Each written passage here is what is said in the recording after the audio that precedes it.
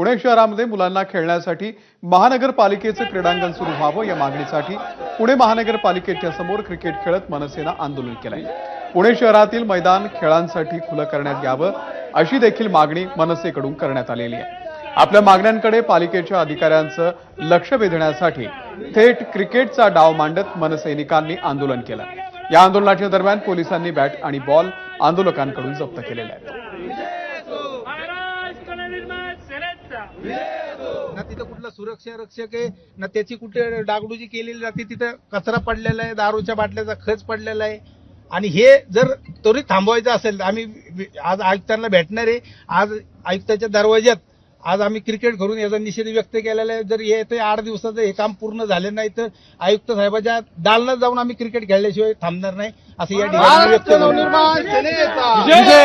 मला वाटतं पुणे शहरातले सर्व क्रीडांगण जे बंद असतील ते लोकांच्या उपयोगासाठी आले पाहिजे, मुलांना खेळण्यासाठी उपलब्ध झाले पाहिजे।